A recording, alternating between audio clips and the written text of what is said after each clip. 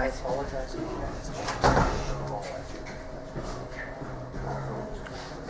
right.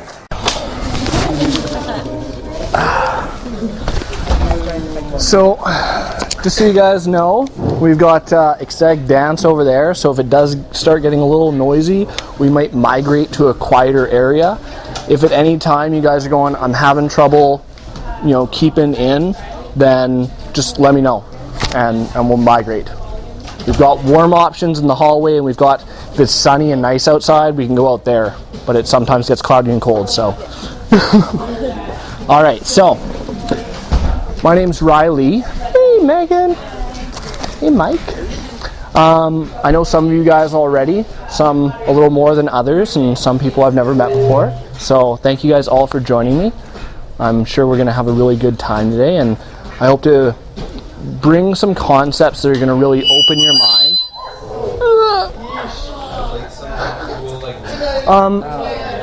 Would I be able to ask you guys maybe to migrate over this way? That way I can kind of talk to everyone all at once a little bit easier.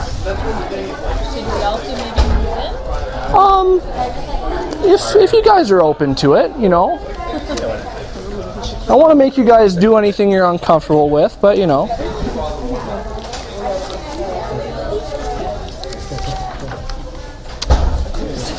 Make sure I'm actually recording on this guy. That would be a bad idea. Perfect.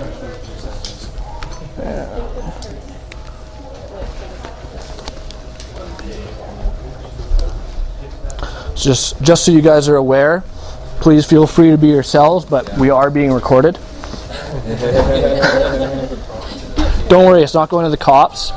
It's just for me mostly. Private blackmail laws. Exactly. So in a couple years I can go, you remember when you said this? Wouldn't it be funny if this went in the public eye? So, like I said, my name is Riley, and a little bit about me is I've been on a journey for the last, almost 10 years now. I've been really trying to work through some things that were holding me back from experiencing the kind of life that I wanted. And I know a lot of people are the same. We all have these dreams and desires that we sometimes just don't feel are realistic, and other people might tell us stop dreaming. That's not for you. That's for other people. It's not for you. I know as recently as I was 4 years ago, I told my sister, I'm going to be making over $100,000 a year. And I know some people here are not a big fan of money, but it's not about the money. It's about what I can do with the money. And I said, I found I have a knack for sales. I really enjoy it. And I can help a lot of people by selling them things that are beneficial to them. And I told my sister, within a year, 2 years, I'm going to be making $100,000 a year. And she said, you're crazy, and that's not realistic. You see that kind of stuff in movies, you see it in TV, but that's a gamble. That's something that some people are good at sales and some people luck out in sales, but you don't have any ability to control that kind of thing. Well, it's 3 years later, and for the last year, a little over a year, I've been making over $100,000 a year. I set my sights on it. I could have got there sooner, but I allowed the things in my head to really hold me back. If I had not done that, I would have been there within a year, no problem, for sure. I know it now. Now,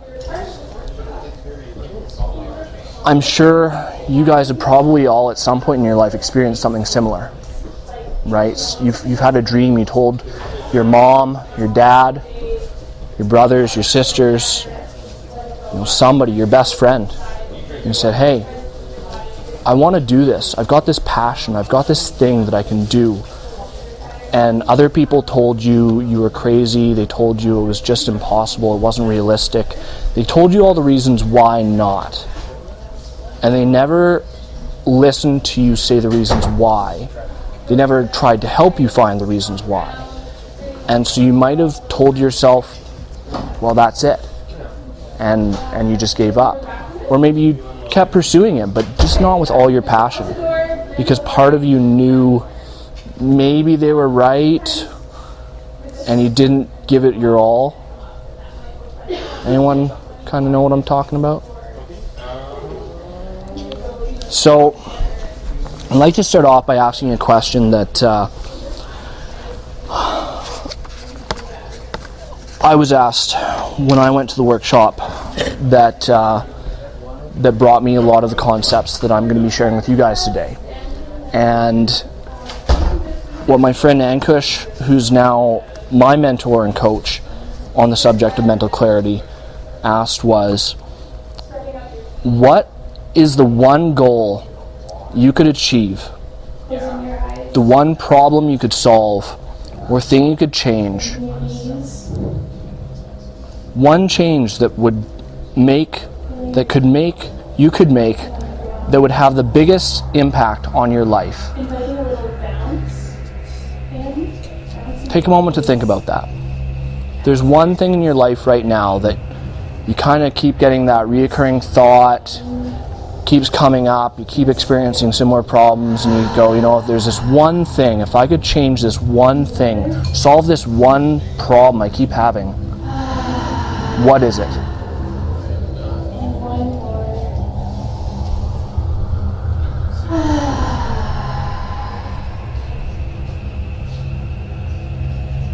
And turn to somebody beside you and tell them.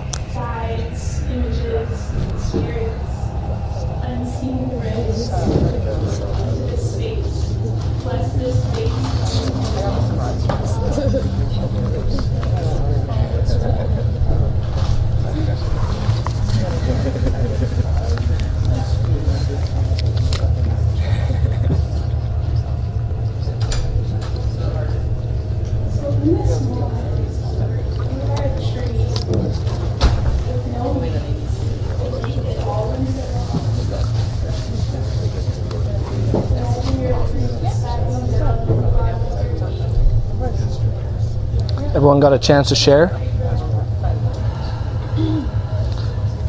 Anyone here willing to shout out, and share? Maybe put your hand up and share what that problem might be. You don't have to if you don't want to. Scott? What to sell? What to sell? What to sell? In order to start building something. You've got to have some sort of service or item or product or something. You've got to have some way to start the cash flow. We all need money, right? Well, that's just it. And once you've got it flowing in, you can direct it in the ways that will benefit you and maybe help to grow, maybe increase your productivity. Right, for sure. What I'm going to share with you guys today can help that. Anyone else? Sticking to the budget, right? Sticking to the budget? Yeah. I can relate. I can definitely relate. I am a chronic overspender. I'm getting better at it, and I don't know how much money anyone here makes, and it really doesn't matter. And I can tell you that for a fact because I have made everywhere from $0 a month and lived off of the kindness of family and friends and strangers, all the way up to making $12,000 a month. And regardless, I always seem to end up at the same place where I'm overspending and the budget's just, And honestly, the concepts I'm really happy to share with you guys today are, I've only been really immersed in them. I've been immersed in similar ones, but nothing quite so distilled as this, and that's only been since the end of January. And in that time, my control of my budget has improved. And going into the future, I've got plans that are allowing me to ensure that when I move to Edmonton at the end of September, I will have enough money to move here without going into the negatives, as well as money to live off of for a couple months while I get everything set up. That's something I never would have been able to do before. Takes a lot of other skills as well. Don't get me wrong. This is not a magic wand. You do need life skills. You do need the other things. But the interesting thing is that without this concept, we all end up experiencing problems over and over again. And I'm not going to lie, you're still going to experience problems. I was having problems just yesterday.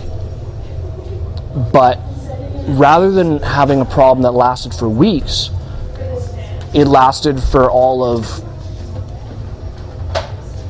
less than 24 hours. And I snapped back out of it. And back to joy, back to productivity, back on my path. I don't know about you guys, but sometimes things derail me, and there's a lot of people out there who say, you know, you're depressed, you got bipolar, or you're ADD or something like that, and you put labels on things.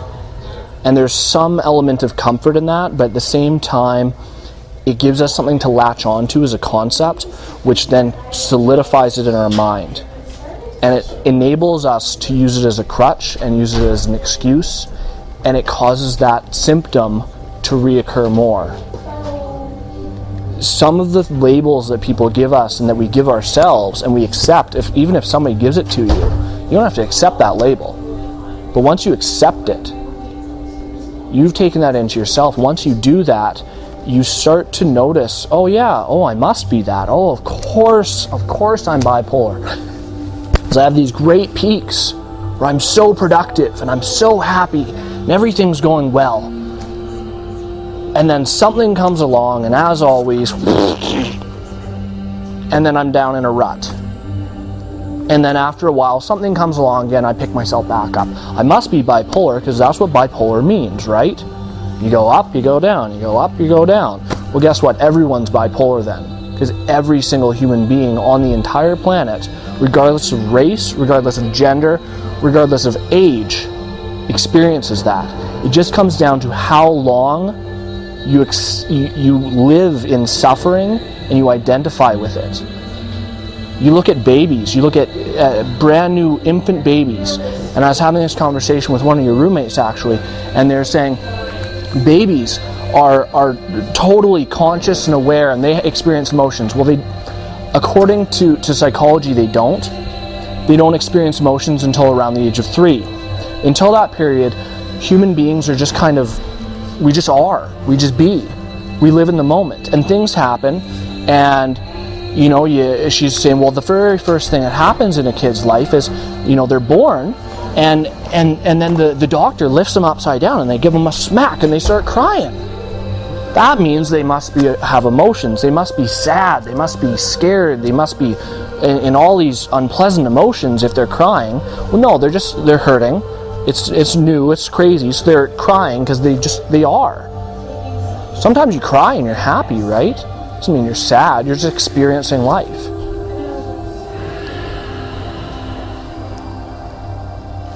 Anyone else? Just one more person who's got something different than what you want to sell and managing the budget. I'll go with you just for somebody else. Sorry. Motivation. Okay, this will help with motivation. That one's such a quick one. It's just going to come to you, so I will take another one. Anxiety towards life, and so that because it enables me to be not the mom I want to be because of that anxiety that has to be. So it's something I would really like to let go so that I can, be the better mom for my child, and not portray that like that, because it is something that holds me back for sure, and I don't want my son to ever feel like he needs to feel anxiety to perform. So if I can conquer it, then I can teach him how to conquer it, and then he never has to have it. That's awesome. That's a really, really noble thing to aspire to overcome. And one of the things Ankush was telling me, and he said this to me a couple times. He said, "Where'd you go?"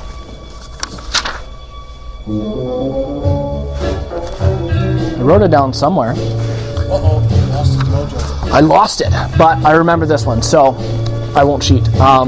basically what he said is that the wonderful thing about the concept of clarity is that it helps children who aren't even born yet. That's a pretty profound statement to make.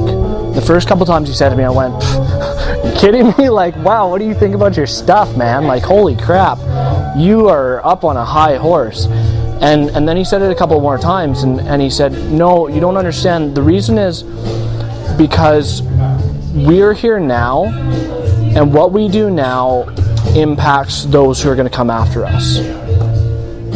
Just as, I mean, we're all somewhat hippies to some degree or other here. So, I mean, I'm from BC, and we're big into fighting the pollution and making sure that we got forests and all that kind of stuff. So that kinds of things is going to impact our kids and their kids and their kids' kids.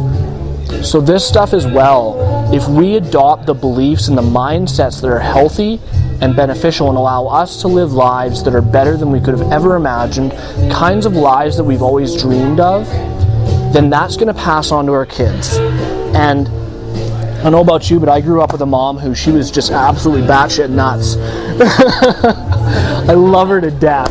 I used to hate her for a couple years there, and I actually I disowned her for a year or two, and now she's one of my absolutely favorite people in the entire world, and it's because I understand her better, and I forgave her for all the things, but I used to blame her for who I'd become because through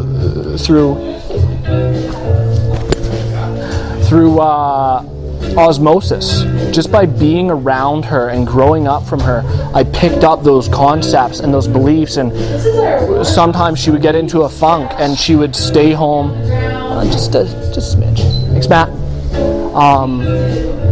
So she worked for the bank as a teller, and every once in a while she would just get into a funk.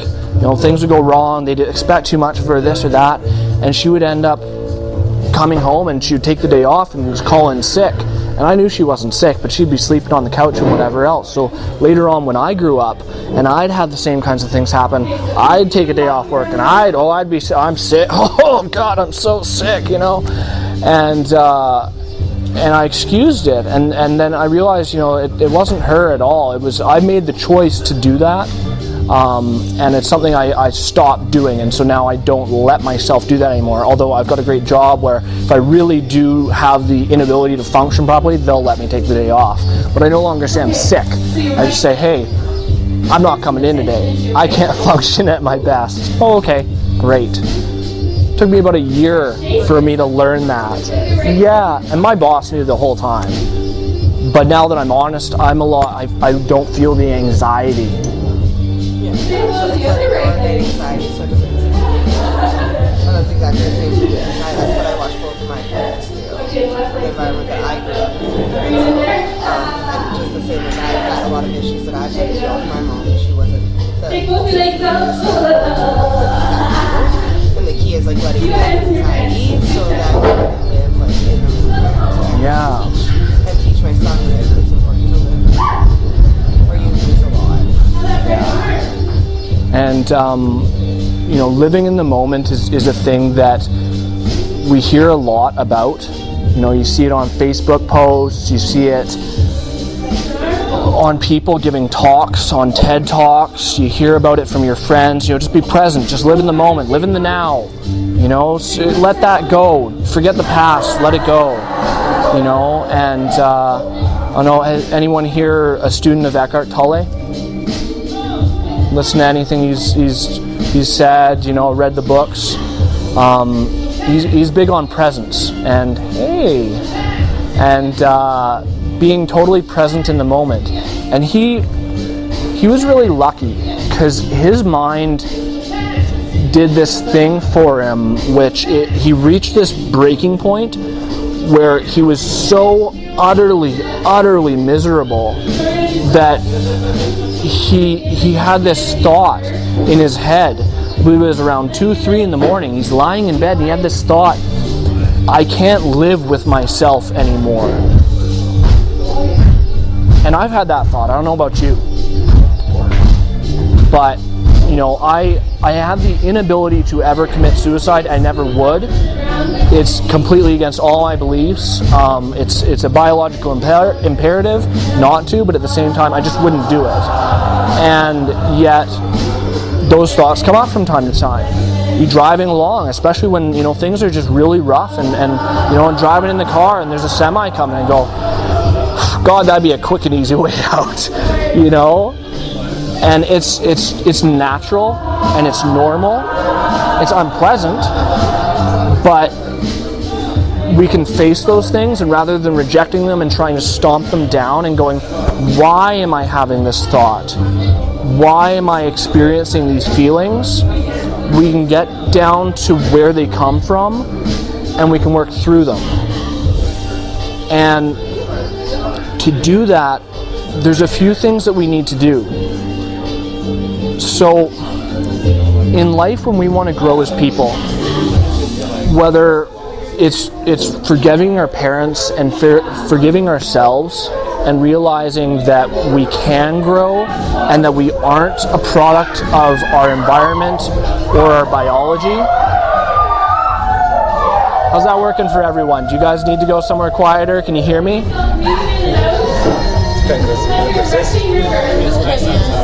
Huh? Do you guys want to migrate outside? Let's see how warm it is. Oh, yeah. Let's go outside.